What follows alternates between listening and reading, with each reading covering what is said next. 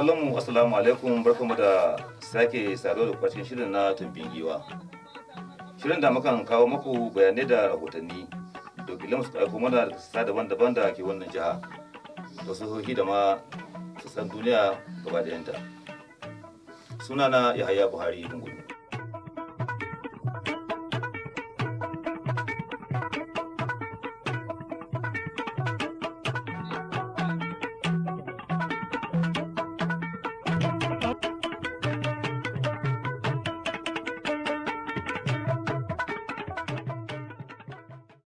Madalla, barkamu da dawowa. Shirin na yau dai su mare daga masu dokoki ta jihar Zamfara, inda masu dokokin ta gabatar da kasafin kuɗi na wannan shekara na naira miliyan 160 ga gwamnatin jiha. Da majalisar dokokin ga wakilinmu Bashir Mai Shanu dauke da ƙarin bayani. A 'yan kwanakin da suka gabata ne mai daraja gwamnan jihar Zamfara Dr. Muhammad Bello Mutawallan Maradu ya gabatar da fiye da naira miliyan 160 a matsayin kasafin kuɗin shekarar 2022 a gaban zauren majalisar dokokin jihar. Da yake jawabi a zauren majalisar, gwamnan Muhammad Bello Mutawalli ya fara da yaba wa kakakin majalisar da mambobinsa kan gagarumin goyon baya da haɗin gwiwa da sashen zartawa ke samu daga majalisar. Gwamnan ya ja hankalin majalisar cewa an sanya kasafin kuɗin shekarar ta 2022 ya zarce na kasafin kuɗin da aka yi wa kuskurema na naira biliyan 117 da miliyan 575,400 da kusan sama da kashi 36 cikin 100 domin magance manyan matsalolin da jihar ke fuskanta, kamar rashin tsaro, rashin aikin yi da manyan ayyuka da ake son a aiwatar. Based on this outlay, a corresponding recurrent expenditure formation of 63,112,251,000 and a capital. Don haka a cewarsa an zayyana kiyasan kasafin ne akan kudaden da aka yi hasashen za su kai naira biliyan 80 da miliyan 180,655 na ayyukan yau da kullum da kuma naira biliyan 80 da miliyan 66,856 don gudanar da manyan ayyuka.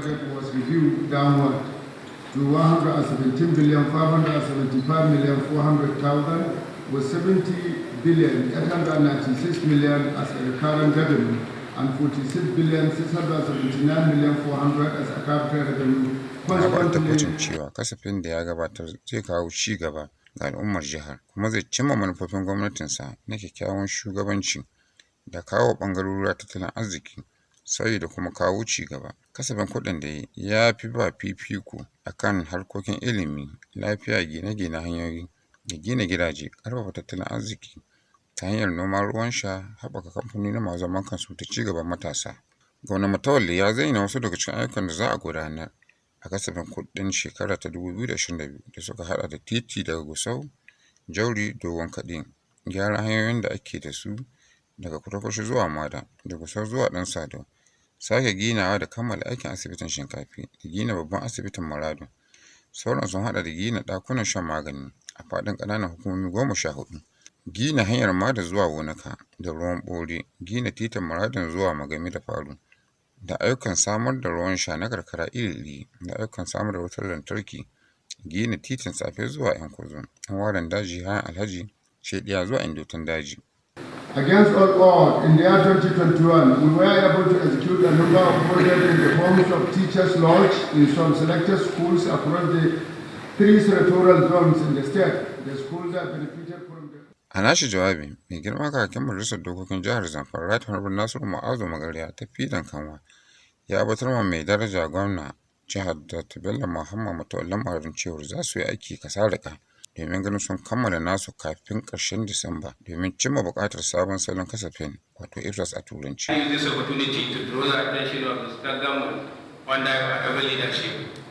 Tuni dai shugabannin sassa daban-daban da ke faɗin jihar nan suka kammala kare nasu kasafin kuɗin a gaban tsayayyen kwamitin kuɗi na majalisar ƙarƙashin jagorancin Honorable Shamsuddin Hassan Basko ɗan majalisa mai wakiltar Talatin Makura ta Arewa.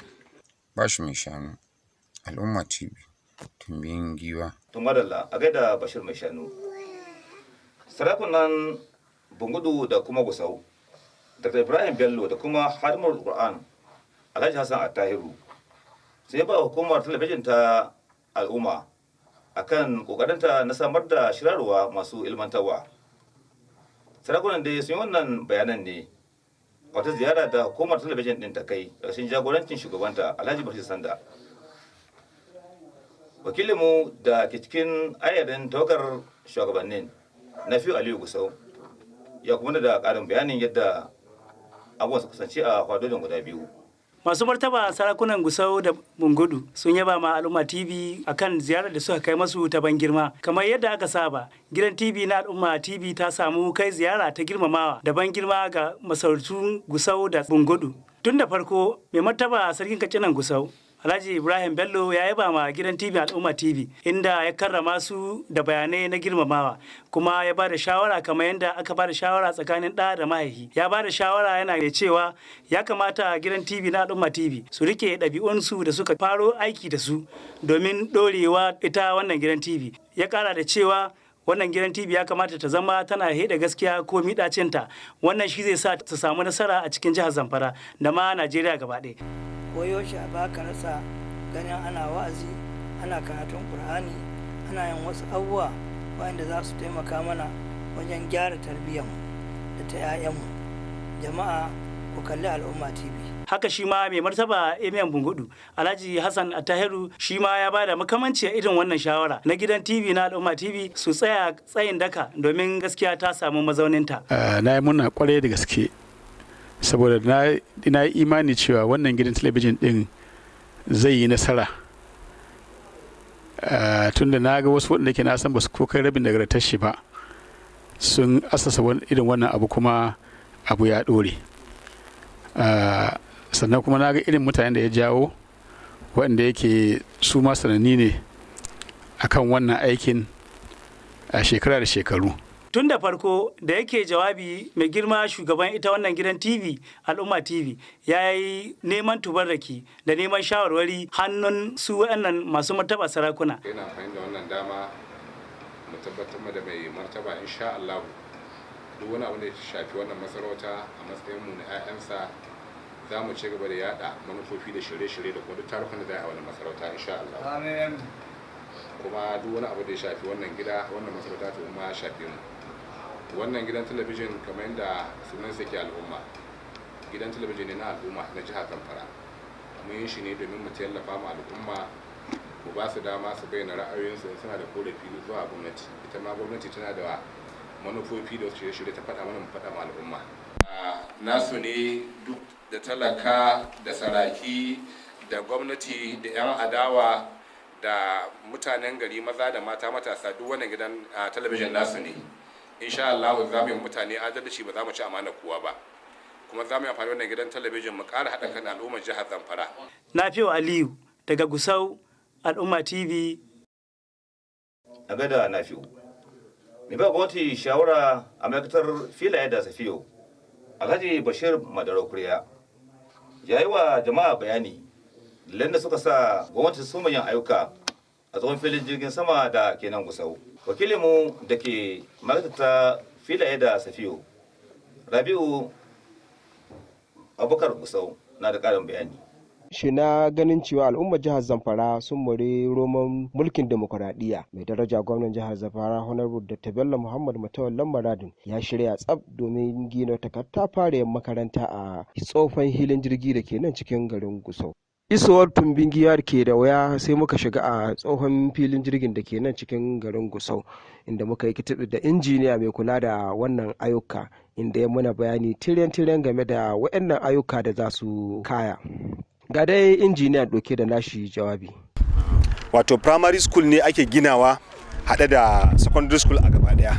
Amma a yadda zane nuna za a ga daga primary 1 har zuwa primary 6 akwai ma nursery section sannan kuma akwai JS class amma shi JS class din ina ga daga JS1 ne yadda nuna a zane zuwa JS3 sannan ba azuzuwa ne kaɗai ba akwai library akwai computer class akwai offices na su malaman makaranta headmaster da sauransu. Ya kunshi komai da komai akwai lab wato laboratories wanda 'yan makaranta suke gwaje-gwajen su yawa na kimiyya so akwai su duka a ciki so makaranta ce wanda dai gaskiya kam a halin gaskiya tana da kayatarwa kwarai da gaske. haka ma mun samu jin ta bakin mai ba gwamna shawara a wannan hukuma mai kula da ayyukan hilaye da kuma gidaje ta jihar Zamfara, Honorable Bashir Wadarowa Linkuriya, inda shi ma ya tofa albarkacin bakin shi da kuma matsayar da sun kai game da ita gwamnatin tarayya a wannan matsayin wannan hili na hilin jirgi. Ga dai mai ba gwamna shawara ɗauke da nashi jawabi. So kuma in ka kalla wannan wuri kusan ya zama wani wuri wanda ake ta'addanci, domin in ka baro ɗaya ɓangaren zuwa ɗaya ɓangaren za ka samu cewa ana tare mutane, ana anshe musu wayoyi, ana anshe musu masuna da dai sauransu. To bisa ga wannan ne sai muka ba gwamnatin jiha shawara cewa to da a bar wurin haka gara a yi tunanin me ya kamata a yi na ci gaban al'umma a wannan wuri. Kuma alhamdulahi mun ba mai daraja gwamnati shawara kuma ya aminta, kuma mun rubuta ma ministan aviation takarda na cewa gwamnati za ta karbi hilin da ya rage a wannan wuri. Kuma alhamdulahi mun rubuta mu shi kan shi mai girma gwamna bukata ta gina wata makaranta wanda yake wannan makaranta kusan makaranta ce ta zamani. Ƙarshen wannan rahoton kenan. Rabi'u Abubakar, Al'umma TV, Tumbin Giwa. A gaida Rabi'u. Za mu je kuma hutun rabin lokaci, don haka sai a dakace mu.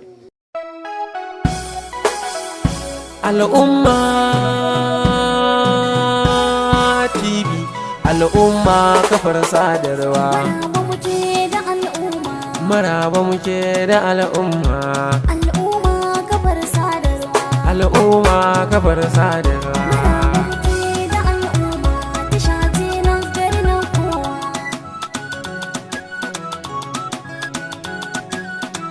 Maraba da al'umma TV, tasha ce na gari na kowa. Maraba muke da al'umma, tasha ce na gari na kowa. Al'umma TV ku saurara, tasha ce mai ilimantarwa.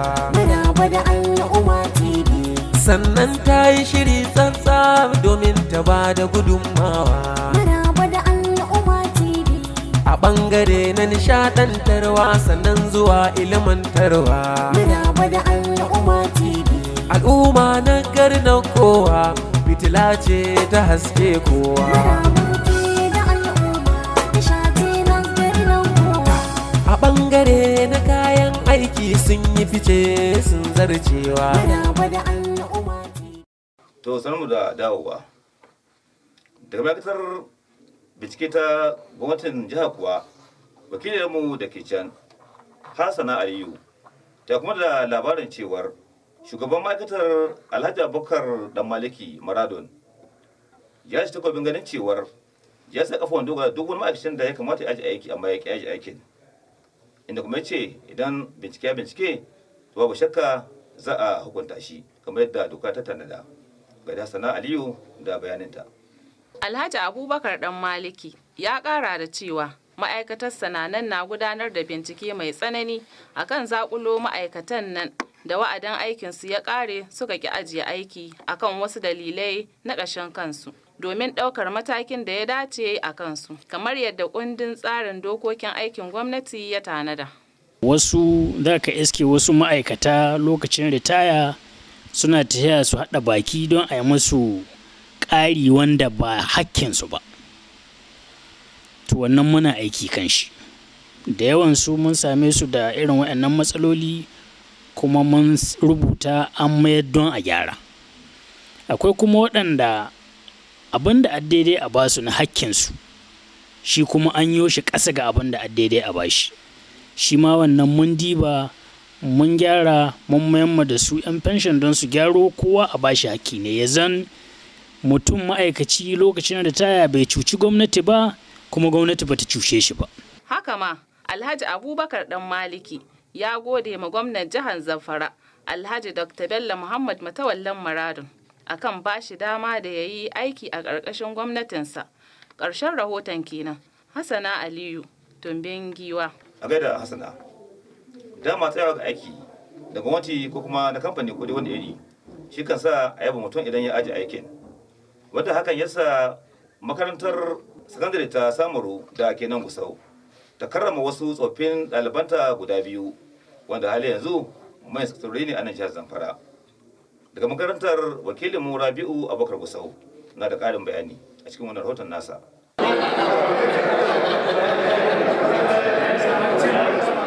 Tsohin ɗaliban makarantar Sambo Secondary School sun shirya walima domin karrama ɗaya daga cikin shugabanninsu waɗanda Allah subhanahu wata'ala ya hukunta da aka yi masu famanan sakatare a wannan gwamnati ta jihar Zamfara. Wani Manir Kabuga ya yi jawabin maraba da baƙi a wajen wannan taro.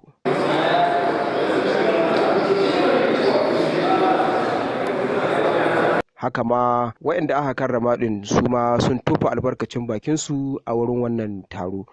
We met about 30 years ago, and as the time goes, we realized that we have so many things in common, and we became friends. Today, we are not just friends, we are like brothers. Tsohin shugabannin makarantar Sambo Secondary School waɗanda su ma sun samu zuwa da kuma sauran ɗalibai da dama waɗanda suka samu isuwa a wajen wannan gagarumin walima da aka shirya ma waɗannan fitattun mutane. Ƙarshen wannan rahoton kenan. Rabi Abubakar, Al'umma TV, Tumbin Giwa. Haka ma wata ƙungiyar 'yan jaridu da ke birnin Abuja ta karrama shugaban ƙungiyar masu asan fansho ta ƙasar rashin jihar Zamfara, Alhaji Hassan Muhammad Gusau, domin hazaƙarsa da kuma dagewarsa wajen ganin cewar an ba 'yan fansho haƙe su, domin 'yan fansho mutane da suka share shekaru sama da 35 suna tafiyar da aikin gwamnati, amma bayan sun aji aiki sai ka iske kwalliya ta ki biyan kuɗin sabulu. Gwamnati na wasa da biyan su albashinsu ko kuma haƙoƙansu na fansho. Wakiliyarmu Salamatu Ahmad Ismail na da ƙarin rahoto na wannan karamawa da aka washi shugaban Alhaji Hassan Muhammad Gusau. Salamatu gare ki. A jawabinsa shugaban kungiyar ta 'yan jaridu reshen Abuja ya ce sun karrama shugaban kungiyar masu karɓar fensho ta ƙasa reshen jihar Zamfara ne Alhaji Hassan Muhammad Gusau, ba wai don sun san shi ba ko kuma sun taɓa haɗuwa da shi a wani wuri ba, amma saboda bayanan da suke ji a kafofin watsa labarai na irin hidimar da yake wa waɗanda suka aje aiki da kuma irin binciken da ƙungiyar ta yi akan abubuwan da suka ji na hidindimun da yake yi na ganin an biya haƙoƙin waɗanda suka yi ritaya shine kawai yasa suka karrama shi. Fata wannan lamban yabo za ta ƙara ma ƙwarin gwiwa wajen ci gaba da abubuwan da kake musamman akan harkan da abin da ya shafi ƙungiyar masu karɓar fansho a jihar Zamfara. Muna maka fatan alheri. A nasa jawabin yayin da yake karɓar karramawar, Alhaji Hassan Muhammad Gusau ya nuna jin daɗinsa akan wannan karramawar da ƙungiyar ta 'yan jaridu suka yi masa, ya kuma ɗauki alƙawali cewa zai ci gaba da yi wa waɗanda yake jagoranta wato waɗanda suka aje aiki fafutukan nema masu haƙoƙinsu a koda yaushe.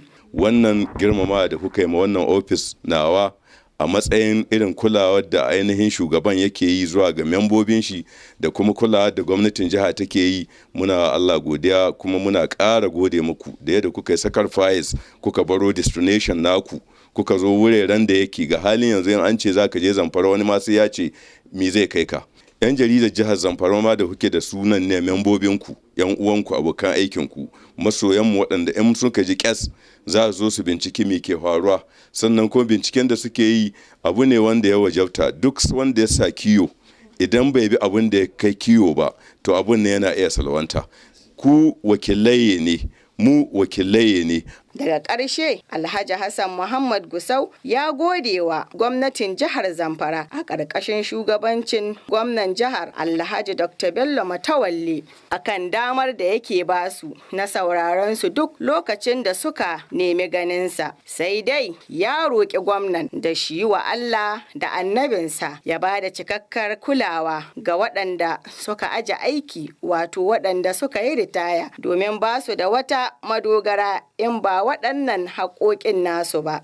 Ƙarshen rahoton kenan. Salamatu Ahmad Ismail daga ofishin 'yan fensho da ke nan Gusau, Tumbin Giwa. Masu kallon mu gadda ya shigala a tare da gan talabijin na al'umma da ke nan Gusau. Al'umma al'umma kafar sadarwa. Maraba muke da al'umma. Assalamu alaikum wa rahmatullahi wa barakatuh. Sunana Bashir Sanda Gusau, kuma ni ne shugaban wannan tasha sabuwa da aka kafa, wacce muke fatan za ta amfani al'ummarmu ta wannan jiha ta Zamfara da kuma al'ummar Najeriya gabaki daya. Mun kafa wannan tasha ne musamman domin mu tabbatar da cewa ana ilmantarwa da sanarwa da kuma nishadantar da mutane. A wannan tasha musamman mun ƙara kafa ta ne domin ganin cewa mun yaƙi labarai na ƙarya, labaran zuƙi ta malle da shakulatin ɓangaro, domin mu tabbatar da cewa mun faɗi gaskiya ko mai ɗacinta, domin wasu kafofin watsa labarai na wani ɓangare na ƙasar nan suna ƙoƙarin cin zarafi ga ɓangaren ƙasar nan tamu, suna faɗin labaran da ba su kenan ba. Don haka cikin aikinmu shine mu tabbatar da cewa mun fito da labarai sahihai na gaskiya wanda babu ƙarya a cikinsu. Muna fatar wannan tasha insha Allahu za ta amfani al'ummar mu, kuma mu ƙara ba jama'a ƙarfin gwiwa akan su nemi sana'a, domin yanzu lokaci ne da ya kamata a rage dogaro da gwamnati, mutane su fito su nemi na kansu domin a samu ci gaba, da kuma za mu taimaka ma al'umma wurin yaƙi da matsalar sha'anin tsaro da ake fama da ita. Burin mu ne a samu zaman lafiya jihar Zamfara da Najeriya gabaki ɗaya, domin rayuwa ta dawo yadda take, jama'a su ci gaba da al'amuransu yadda ya kamata.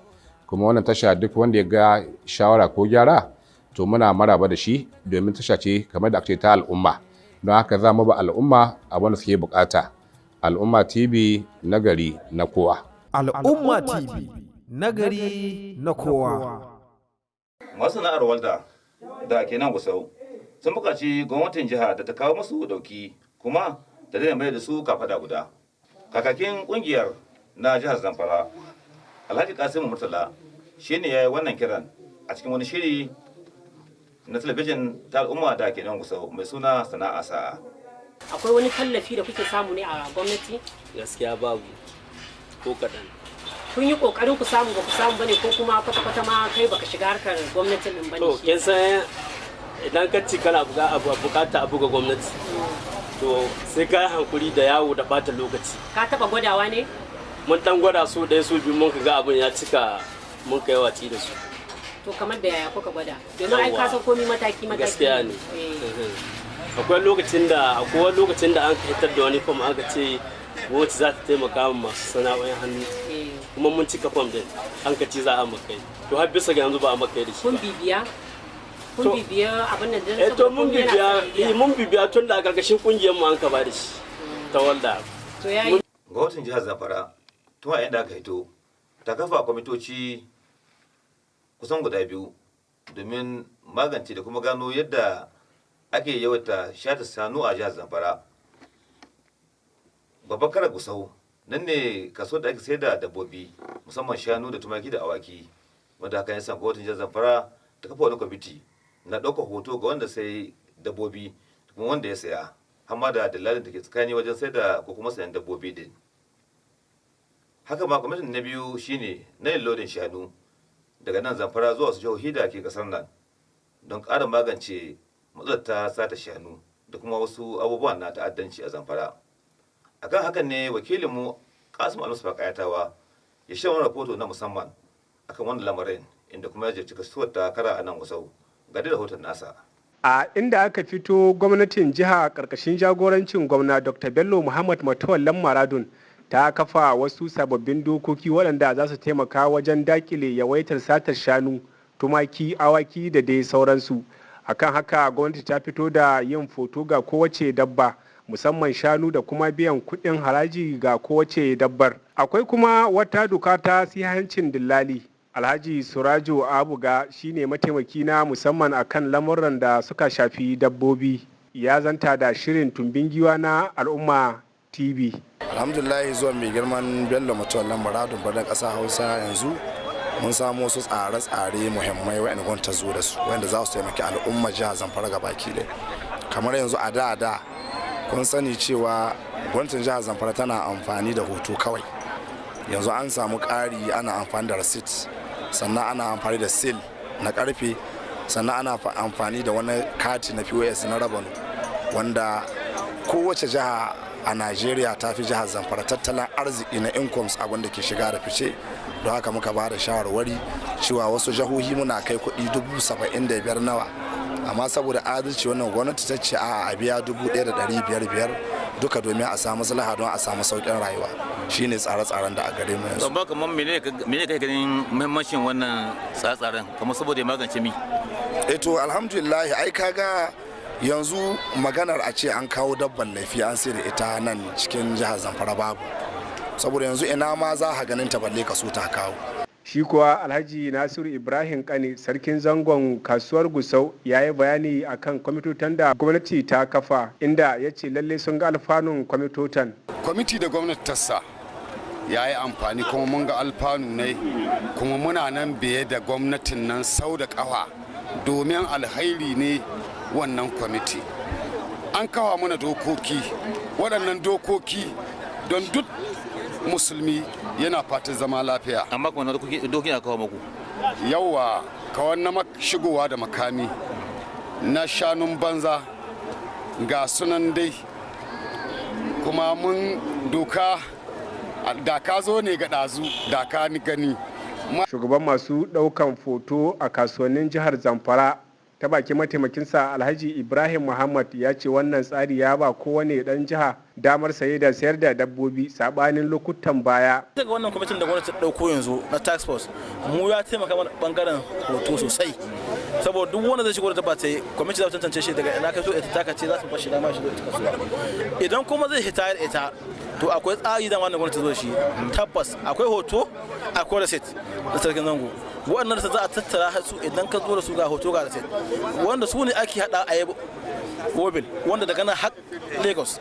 Daga ƙarshe shugaban kungiyar fataken shanu ta ƙasa reshen jihar Zamfara Alhaji Aminu Garba Gusau ya yaba akan kwamitin karta kwana kan sha'anin tsaro da gwamnatin jiha ta kafa da kuma yadda suke aiki tare.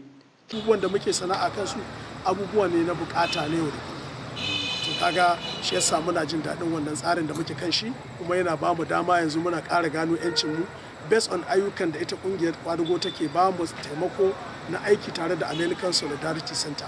Ana ƙara wayan muna da kanmu. Haka ma inda aka fito, gwamnatin jihar Zamfara ta rufe kusan kasuwoyi manya da ke jihar ta Zamfara, har da kasuwar Gusau tana cikin wanda aka rufe a wancan lokaci din. Wanda a wani lokacin da aka rufe kasuwanni musamman tana Gusau, 'yan kasuwa musamman ƙanana masu sana'a kan hanya sun fito waje inda suka gaba da yin kasuwancinsu. A nan Gusau din ranakun Litinin da Juma'a sun zamo wata hanya ta kawo cunkoso da samar da haɗaɗɗura a hanyar kasuwa ta Gusau da ke gab da gidan rediyon jihar Zamfara, wato wajen 'yan tumatur da 'yan kayan miya, inda ran Atinin ko kuma ran Juma'a da gaske 'yan kasuwa musamman masu da alayyafu, masu sai da latas da masu shinkafa da kuli-kuli da man gida sun aza sana'o'insu akan hanya. Haka masu motoci ba su samun wurin wucewa, wanda hakan kan kawo waton goslo ko kuma taron motoci a wurin, inda kuma an sha samun haɗurra a wannan wuri din. Akan haka ne wakilinmu Muhammad Sani Ahmad ya shirya rahoto na musamman akan wannan. Tun lokacin da gwamnatin jihar Zamfara ta rufe mafi yawan kasuwannanta da suke cikin ƙananan hukumominta da wasu da suke a cikin garin Gusau. Hakan ya janyo cunkoson al'umma a kasuwanni da ba a rufe ba a cikin garin Gusau, wanda ya haifar da wasu 'yan kasuwa kasa hajojinsu a kan tituna domin gudanar da kasuwancinsu. Haɗarurruka kuma suka yawaita a guraren da ake gudanar da wannan kasuwanci. Bayan buɗe kasuwanni kuma da mai girma gwamna Bello Muhammad Matawalle ya yi, mutane sun ci gaba da gudanar da kasuwancinsu a kan tituna, wanda hakan ya sanya lafiyar wasu al'umma a cikin haɗarurruka. Wasu mutane da muka zanta da su wa'anda suka ƙi yarda a ɗauki fuskokinsu da kuma muryoyinsu sun ta'allaka wannan a matsayin sakaci da hukumar kiyaye haɗarurruka a kan tituna ta yi na gudanar da ayyukanta a yanda ya dace da kuma inda ya dace. Mun nemi zamtawa da hukumar kiyaye haɗarurruka a kan tituna ta jihar Zamfara domin jin irin matakin da suka ɗauka na kawo ƙarshen wannan matsala musamman a sabuwar kasuwa da take a kusa da sabuwar tashar jihar Zamfara. Duk lokacin da aka yi identify wani wuri wanda kila mu ba mu sani ba, ana samun irin wannan matsalolin sanar da mu ake yi. Kuma gobe za ka ga mun tura ma'aikata domin su yi aikin da ya kamata. Saboda kaga wasu ranaku ne ka hidda. So tun da haka ne mu dai mun san cewa a cika masallatai haka za ka ga an san nan ke wasu kuma muna tura ma'aikatan mu a wuraren. To amma wannan wuraren da suke boboyayyu in muka san da su insha Allah dukkan su zamu yi. Amma yanzu haka ma ina jin yana cikin wuraren da aka faɗa mu cewa yana buƙatar a taimaka mishi da control na traffic. Kuma ina jin za a yi deploying mutanen daga yau. Muhammad Sani Ahmad MS Fata daga Al'umma TV a cikin shirin mu na Tumbin Giwa. Yanzu kuma bari mu leƙa taskar mu ta magada annabawa da mijin nasiha. Saka ga mutum da mota mai kyau, matarsa da mota mai kyau, ƴaƴansa da motan kai su makaranta, amma ubansa bai da mota. Madalla a gaida malam da kuma fatan an ji nasihohi kuma za a amfani da abin da aka ji. To kuma hakan muka zuwa shirin na Tumbin Giwa na wannan makon. Sai makon gobe idan Rabbani ya kai mu. Inda insha Allah za ji mu da su abubuwa na daban.